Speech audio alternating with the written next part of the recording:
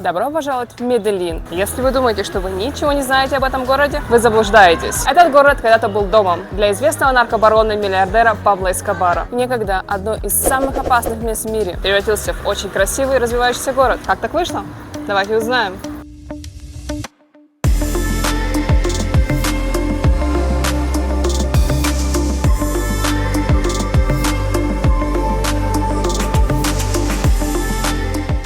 Медельин – это второй по величине город в Колумбии с населением около 2,5 миллионов человек. Он располагается в центральном районе Анд, Южной Америки, на высоте 1,5 километра над уровнем моря. То есть круглый год царит весенняя погода, за что этот город даже прозвали городом вечной весны. Поскольку Медельин находится на высоте 1,5 километра над уровнем моря, то здесь не так жарко, как в других городах, расположенных на той же широте, близко к экватору. Средняя годовая температура в Медельине 22 градуса. Из-за его близости к экватору температура здесь постоянно круглый год с минимальными колебаниями. Кстати, Колумбия – одна из крупнейших стран-производителей кофе в мире. Она третья после Бразилии и Вьетнама.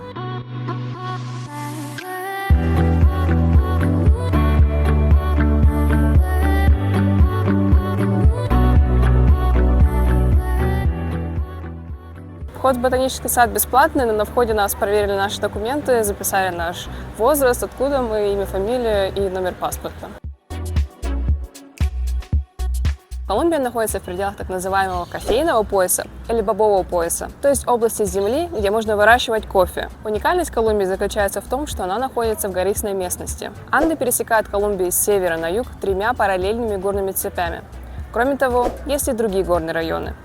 Все эти горы создают идеальные условия для выращивания арабики. И уравнение довольно простое. Горы плюс определенная широта равняется отличный кофе. В ботаническом саду есть более 1000 различных животных и около 4500 различных растений. Здесь даже есть деревянная сетчатая конструкция высотой 20 метров, которая собирает дождевые воды и защищает орхидеи и бабочек внизу. Этот ботанический сад – это просто прекрасное место, чтобы в выходные прийти сюда, просто прогуляться или полежать, почитать книгу. Здесь даже есть небольшое озеро с утками.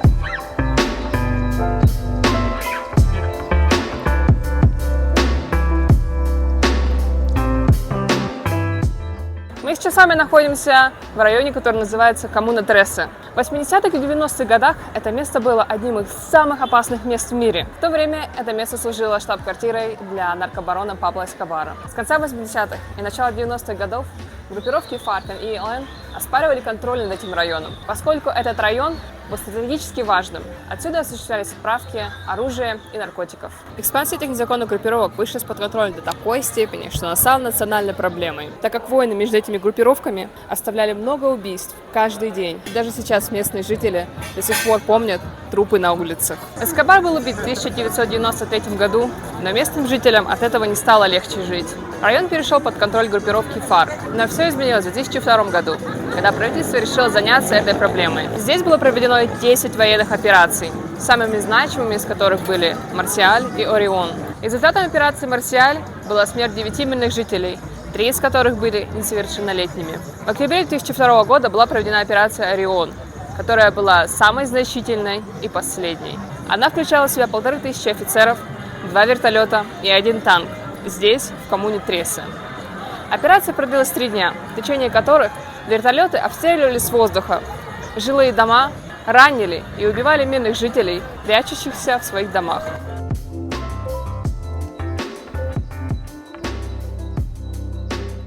Мы немножко перекусили, взяли себе пирожку и ананас с молоком.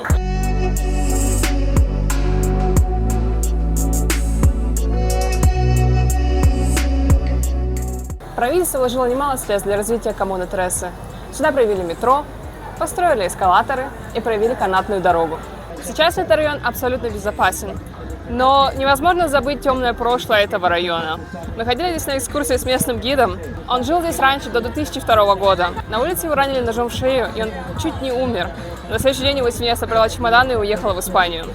Они вернулись сюда обратно, в коммуну Треса, когда Медельин снова стал безопасным местом. По всему району можно увидеть кучу граффити, которые символизируют конфликт и печальное прошлое коммуны Тресы. Этот район очень развивается, здесь бурлит культура. Сейчас этот район является туристической достопримечательностью. Многие люди, которые здесь выросли, сейчас работают здесь гидами. Если вы придете сюда, то сейчас вы здесь увидите танцующую, поющую молодежь на улице, кучу ресторанов и кафе. Я себе купила какой-то напиток, пока еще не попробовала и не знаю, что это. Это должна быть маракуйя и сода. Вот это голубое – это соль. Если честно, вкус очень странный, потому что это какая-то сода. Это какая-то местная сода, я не знаю, что это за сода. И маракуйя. Пропить можно. Вкусно. Необычно, но вкусно.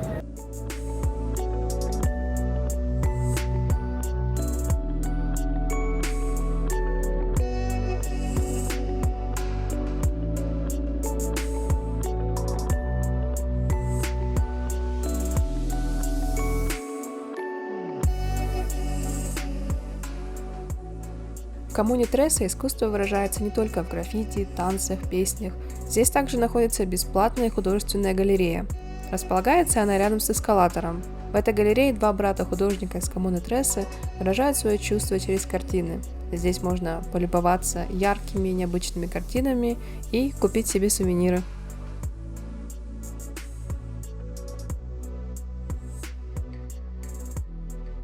Ну что, пришло время обеда. Здесь, в коммуне Тресе, мы зашли в местный ресторан и заказали себе комбо. Второе блюдо – рис, бобы, картошка и курица. И еще немножечко салата. То есть просто огромные порции. Нам следовало заказать одну порцию на двоих.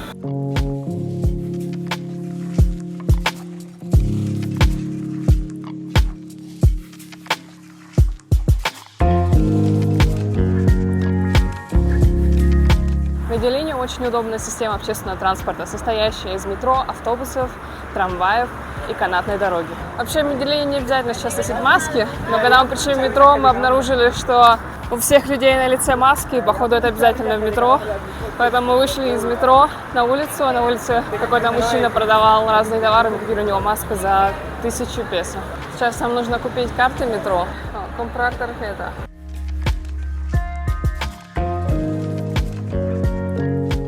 Все, метро готово. Медельинский метрополитен открылся в 1995 году. Это первый и единственный метрополитен в стране. Он состоит из двух линий А и Б. На станции Хасиве де Сан-Хавьер метро соединяется с канатной дорогой.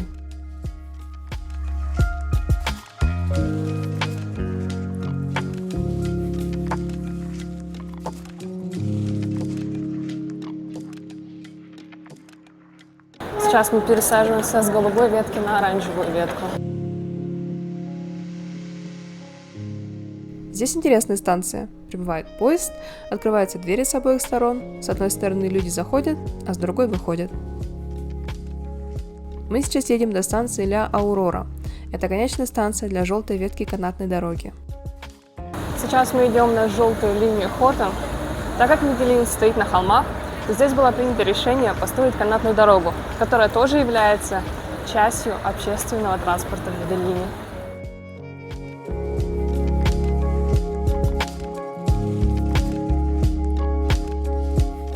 В Медельине есть даже одна линия трамвая, на которой находится 9 станций.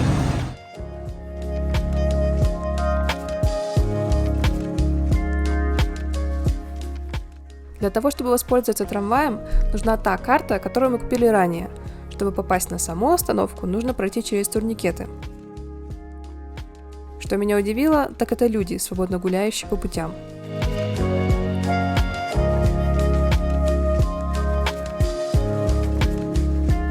В Медельине ездят современные, чистые и удобные трамваи.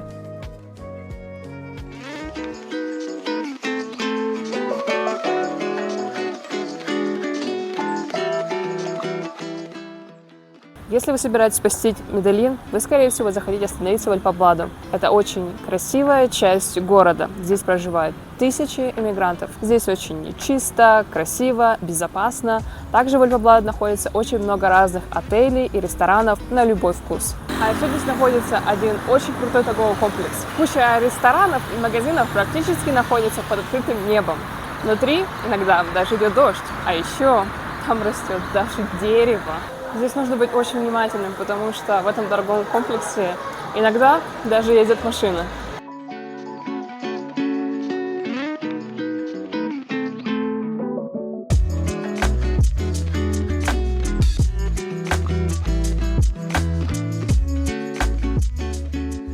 Мы сейчас находимся на площади Ботеро. Фернандо Ботеро – это известный колумбийский художник и скульптор. Кстати, Медельин является его родиной. Ботеро известен своим стилем, который называют ботеризм. Он изображает людей и фигуры в большом, преувеличенном объеме, что может представлять собой политическую критику или юмор, в зависимости от произведения. Он считается самым признанным из ныне живущих художников Латинской Америки, и его работы можно найти в разных местах по всему миру. Типичное местное блюдо – бандеха паиса. Оно в себя включает бобы, рис, чичарон, жареное яйцо и авокадо.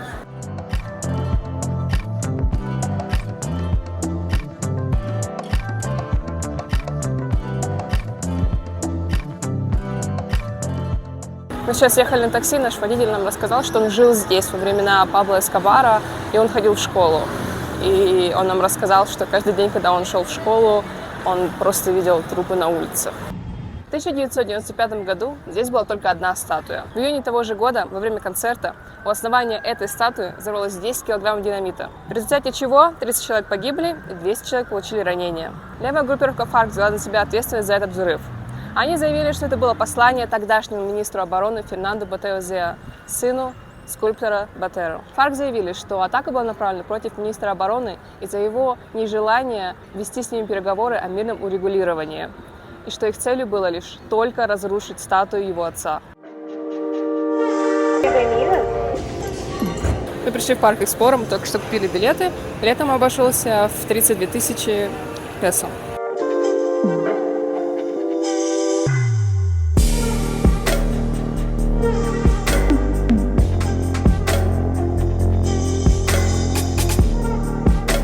Это огромный интерактивный музей науки в сочетании с крупнейшим пресноводным аквариумом в Южной Америке. Здесь размещено более 300 интерактивных экспонатов, а также планетарий, 3D-зал и телевизионная студия. Этот парк расположен рядом с ботаническим садом и торговыми центрами. Здесь легко провести целый день, играя и узнавая о науке и технологиях.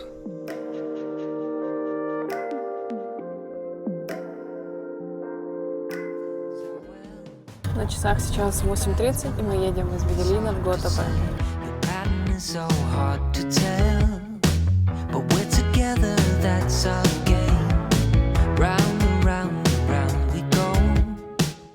Мы добрались до Готапе. На дорогу у нас ушло чуть больше 1,5 часов. Сейчас мы будем подниматься на этот огромный камень. Мы сегодня утром оба не завтракали, поэтому мы решили купить местные пирожки, чтобы немного подкрепиться. Это длинный пирожок, в котором внутри находится сыр. Все, мы подкрепились, пирожок был очень вкусный. Теперь нужно набраться сил и смелости и подняться на этот огромный камень. Для того, чтобы подняться на гору, нужно еще и заплатить за это. Мы начали подниматься в гору. Здесь 679 ступеней. И когда вы идете, вы можете видеть число ступеней, которые вы прошли.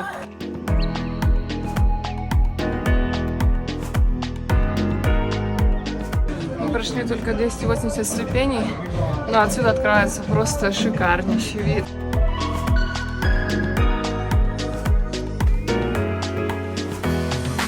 Здесь даже есть медсестры, которые окажут вам первую медицинскую помощь в случае чего. Подниматься, конечно, немного трудно, но, к счастью, здесь хотя бы прохладно, немножко обдувает ветерок, и хоть как-то можно это выжить. Я не представляю, каково было бы подниматься, если бы здесь было бы жарко.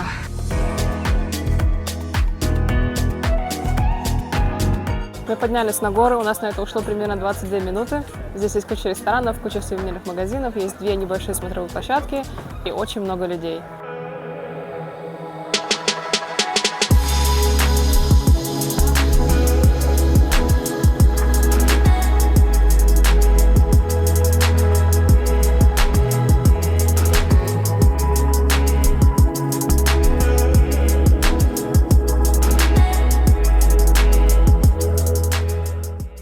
того, чтобы выйти с этого камня, со смотровой площадки, нужно пройти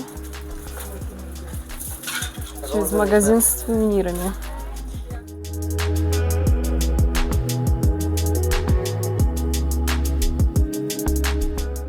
Кстати, туалеты для мужчин здесь, что называется, не надо стесняться. Высота скалы от подножия до вершины составляет 220 метров. Самая высокая точка находится на высоте 2135 метров над уровнем моря. Эта скала находится на границе двух городов, которые не могут поделить эту достопримечательность между собой. Итак, в городе Эль Пиньола эту скалу называют Ля Пьедра де Эль Пиньола, а в Гуатапе эту скалу называют просто Гуатапе. Примером борьбы являются две буквы G и I на скале, но на самом деле это не I, это U. Там должно было появиться слово Гуатапе. Жители Гуатапе собирались написать там слово Гуатапе. С первой буквой прошло все хорошо, а вот с второй возникли проблемы. Когда соседи увидели, что замышляют жители Гуатапе, они эту попытку пресекли. Поэтому на скале остались только буквы G и I.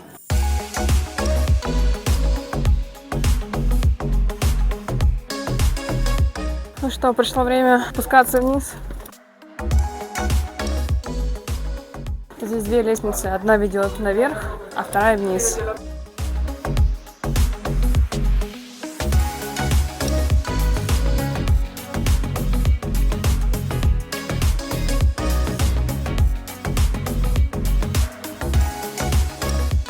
Спускаться тоже было нелегко. Но мне кажется, эти усилия, которые нужно приложить, чтобы подняться, а потом спуститься, в целом они стоят того красивого вида, который ты получаешь оттуда сверху.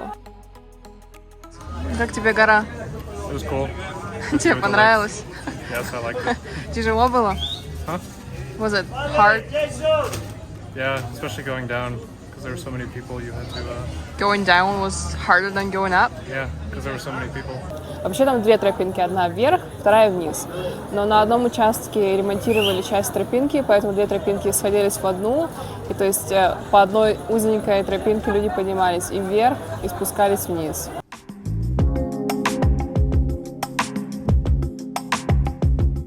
Сейчас мы находимся в небольшом, но очень ярком и красивом городе, который называется Гуатапе. Смотрите, какая здесь очень красивая и необычная церковь.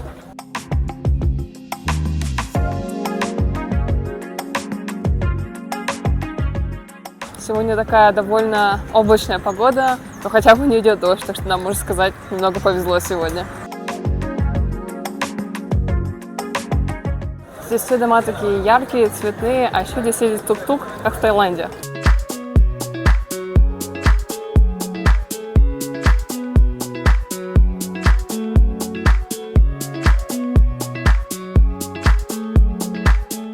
Если честно, очень трудно представить город, который был бы более яркий, чем Гуатапе.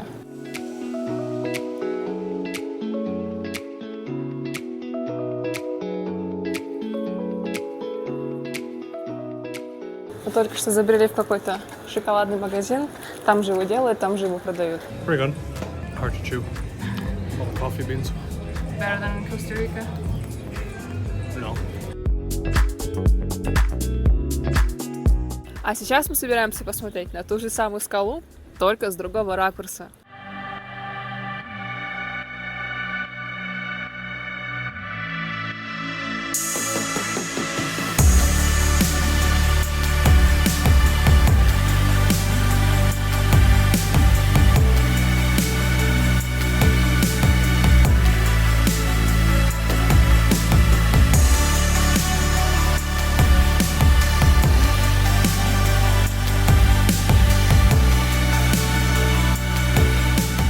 Как тебе хеликоптер? That was cool. Just cool. Yeah, it was pretty cool. Тур на хеликоптере оставил, конечно, невероятные впечатления. 10 минут пролетели просто как 1 минута.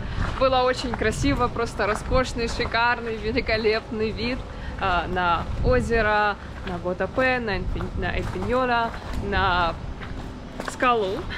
Еще мы пролетали над фермой Пабло Эскобара, но пилота было немножко плохо слышно, поэтому я не совсем поняла, какое именно здание было фермой Пабло Эскобара.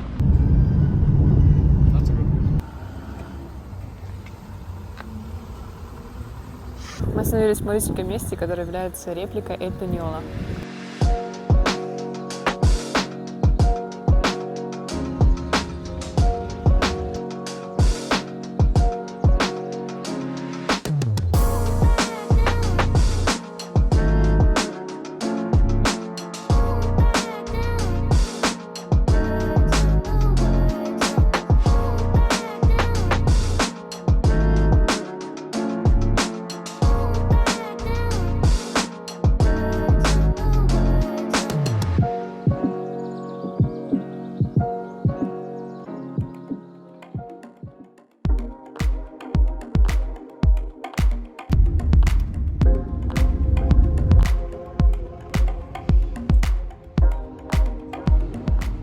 Мы сейчас находимся на кладбище Хадинас Монте-Сакро. Здесь похоронен один из самых известных и жестоких преступников – Пабло Эскобар. Могила Пабло Эскобара очень популярна среди туристов.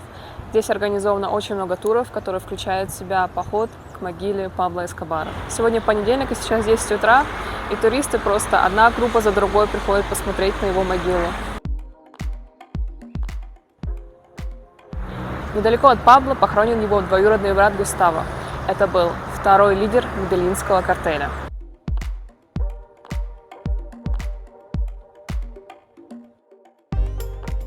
Эскобар родился в городе Рио-Негро, недалеко от Медельина. Свою карьеру он начал с продажи сигарет, марихуаны, поддельных лотерейных билетов и ворованных надгробий. Затем Эскобар организовал банду и начал заниматься наркотиками. Его бизнес стремительно развивался. Впоследствии начал заниматься контрабандой кокаина в США. Из разрешения Пабло Эскобара никто не мог вывозить кокаин за пределы Колумбии. Он взимал так называемый 30% налог с каждой партии и обеспечивал доставку груза. В джунглях Колумбии он открывал химические лаборатории по производству кокаина. У него была самая мощная финансовая кокаиновая империя, в которой не было ни у одной наркомафии мира. Для доставки грузов у них были самолеты и даже подводные лодки. В 1976 году Эскобар и несколько его людей были арестованы. Он пытался подкупить судей Медельина, которые вели дело против него, но безуспешно. После нескольких месяцев судебных тяжб он приказал убить 2 полицейских, после чего дело было закрыто. Это стало поворотным моментом. С тех пор Пабло Эскобар стал взаимодействовать с властями посредством взяточничества или убийства. Он подкупал полицейских, судей, политиков.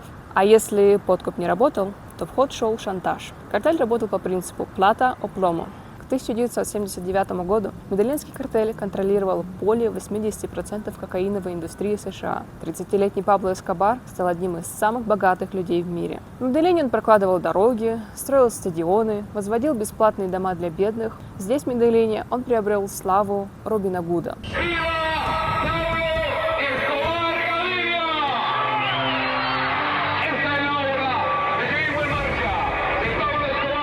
Но Пабло Эскобар мечтал о чем-то большем. Он хотел стать президентом Колумбии. В 1982 году Пабло Эскобар стал замещающим конгрессмена Конгресса Колумбии. В богате он не имел такой славы, как в Медельине. В богате он обладал сомнительной репутацией. Также его часто осуждали за его связь с наркобизнесом. Министр юстиции Родриго Лара Бонилья развернул широкую кампанию против вложения кокаиновых денег в предвыборную гонку. В 1984 году политическая карьера Пабло Эскобара закончилась. В этом же году он приказал убить министра юстиции. Между Колумбией и США был заключен договор, согласно которому Колумбия выдавала наркобаронов США. В 80-е годы правительство развернуло борьбу с картелем, на что Эскобар ответил террором. Пабло Эскобар прятался в тайных убежищах. Люди Пабло убивали людей, совершали покушения, взрывали бомбы. В 1989 году Эскобар взорвал пассажирский самолет Boeing колумбийской авиакомпании Avianca, на борту которого находились 101 пассажир и 6 членов экипажа. Никто не выжил. Для того, чтобы вынудить правительство отказаться от экстрадиции, люди Эскобара похищали богатейших людей Колумбии. В 1991 году, когда Пабло Эскобару уже не угрожала экстрадиция в США, он сдался властям. Эскобар согласился признать за собой вину в нескольких незначительных преступлениях. А еще Эскобар сам построил для себя тюрьму. Тюрьма называлась Ля Катедраль. Ля Катедраль больше была похожа на дорогой престижный клуб, чем на обычную тюрьму. Там были дискотеки, плавательный бассейн, джакузи, сауна, а во дворе большое футбольное поле. Туда к Эскобару приходили его семья, друзья, женщины, а полиция не могла приближаться ближе, чем на 3 километра к Ля Катедрали. Во время своего заключения он по-прежнему контролировал кокаиновый бизнес. Находясь в тюрьме, Эскобар пытал и убивал людей. Когда президент узнал об этом, он приказал перевести Эскобара в обычную тюрьму, но Пабло узнал об этом и сбежал. Осенью 1993 года Эскобар уже больше года не видел свою семью. 1 декабря 1993 года Пабло Эскобару исполнилось 44 года. Он знал, что за ним ведется постоянная слежка, поэтому старался говорить по телефону предельно коротко, чтобы его не засекли агенты полиции и спецслужб. На следующий день после своего дня рождения Эскобар позвонил своей семье. На этот раз он разговаривал со своим сыном Хуаном. Он оставался на линии около 5 минут, и его засекли. В скором времени дом, в котором находился Эскобар, был окружен. Эскобар пытался бежать через окно и скрыться через крышу, но снайпер, сидевший на крыше дома напротив, ранил его, ногу, и Эскобар упал. Существует несколько версий по поводу того, кто произвел смертельный выстрел в голову. Хуан Пабло Эскобар уверен, что смертельный выстрел сделал никто иной, как его отец, так как он неоднократно рассказывал своему сыну, что если враги окружат его, он сам застрелится.